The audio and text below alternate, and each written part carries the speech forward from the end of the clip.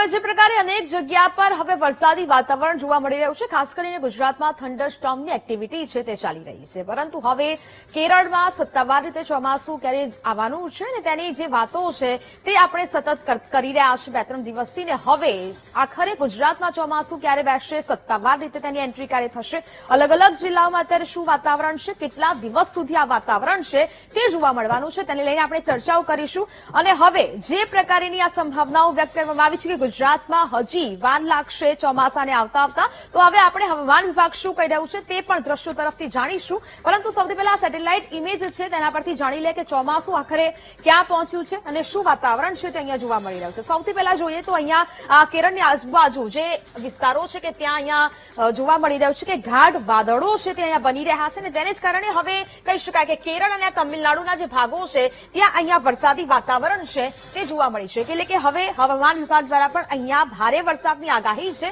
તે આપવામાં આવી છે. આ કેરળ અને તમિલનાડુનો જ ભાગ છે ત્યાં ભારે વરસાદની સંભાવના જોવા મળી રહી છે. આ વાદળો આજુબાજુ ઘેરાઈ રહ્યા છે. આ બાજુ બંગાળની ખાડીમાં પણ એ વાદળો છે તે જોવા મળી રહ્યા છે, અને તેની જ અસર જોવા મળી છે કે આખાઈ પૂર્વ ભારતના આખાઈ પટ્ટામાં, એટલે ત્યાં વરસાદી વાતાવરણ જોવા મળી શકે. હવે વાત કરીએ આપણે કે હજી કેરળમાં ચોમાસાની શું ગતિવિધિ છે તે જોવા મળી રહી છે.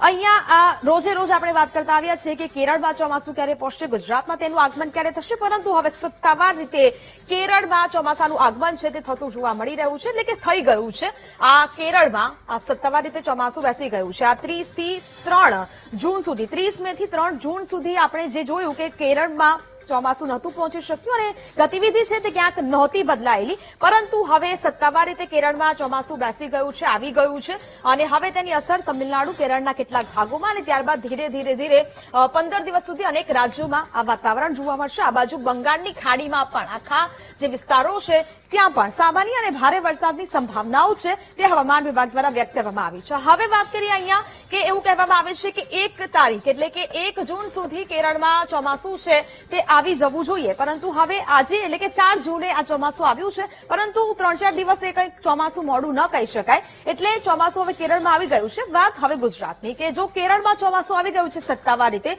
તો ગુજરાત તરફ તે ક્યારે આવશે? તો ગુજરાત તરફ આવતા હજી પણ વાર લાગશે, એટલે કે 15 તારીખ સુધી ગુજરાતમાં, આખા ગુજરાતમાં તેની અસર નહીં જોવા મળે, પરંતુ 15 તારીખે અહીંયા જોવા મળશે, એટલે કે દક્ષિણ ગુજરાતમાં આ ચોમાસું છે તે આવશે. એટલે દક્ષિણ ગુજરાતના જે આ ભાગો દેખાઈ રહ્યા છે ત્યાં આ ચોમાસું છે તે આવશે. દક્ષિણ ગુજરાતમાં થંડરસ્ટોર્મની એક્ટિવિટી આખા ગુજરાતમાં અલગ અલગ જિલ્લાઓમાં જોવા મળી શકે છે, પરંતુ સૌથી પહેલા એન્ટ્રી મારશે દક્ષિણ ગુજરાતમાં.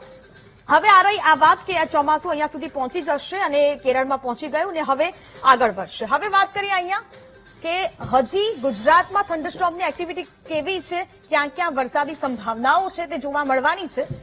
આના પર આવી જઈએ આપણે. આજનું જે આ અનુમાન છે તે લગાવવામાં આવ્યું છે, હવામાન વિભાગ દ્વારા દર્શાવવામાં આવ્યું છે. અહીંયા વરસાદની સંભાવનાઓ જોવા મળી રહી છે.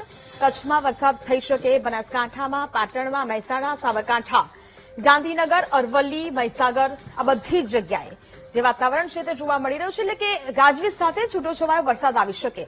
અહીંયા એ પણ દર્શાવવામાં આવી રહ્યું છે કે 40 થી 50 કિલોમીટરની ઝડપે પવન ફૂંકાવાની શક્યતા છે તે રહેલી જોવા મળી રહી છે. આ બાજુ દેવભૂમિ દ્વારકા છે, પોરબંદર છે, જામનગર છે, ત્યાં વરસાદની સંભાવનાઓ છે તે નથી, એટલે કે ત્યાં વરસાદ નહીં આવી શકે. રાજકોટના પણ કેટલાક એવા વિસ્તારો છે કે જ્યાં વરસાદ નહીવત જોવા મળશે. જૂનાગઢમાં પણ કેટલાક એવા વિસ્તારો કે જ્યાં વરસાદ નહીં જોવા મળે. સાથે મોરબીમાં પણ આખા જિલ્લામાં વરસાદ નહીં જોવા મળે, ક્યાંક છૂટોછવાયો વરસાદ છે તે જોવા મળી શકે છે. પરંતુ આ બાજુ ઉત્તર ગુજરાત છે, આખો આ દક્ષિણ ગુજરાતનો પટ્ટો લઈ લઈએ, ત્યાં પણ વરસાદી વાતાવરણ છે તે જોવા મળી શકે. અહીંયા દક્ષિણ ગુજરાતમાં ભરૂચ, સુરત, નવસારી, વલસાડ, આ તમામ જગ્યાએ, તાપી છે, તે તમામ જગ્યાએ વરસાદી વાતાવરણ છે તે જોવા મળી શકે. અને આ હતી આજની પરિસ્થિતિ. અને હવે આ આજની પરિસ્થિતિ એટલે કે હવે ગુજરાતમાં જે પ્રકારનું આ વાતાવરણ જોવા મળી રહ્યું છે, થંડરસ્ટોર્મની એક્ટિવિટી ચાલી રહી છે, સત્તાવાર ચોમાસું હજુ આવી નથી. 15 તારીખ સુધી દક્ષિણ ગુજરાતના ભાગોને આ વાતાવરણ છે તે ગમરોળશે, એટલે કે વરસાદી વાતાવરણ જોવા મળશે.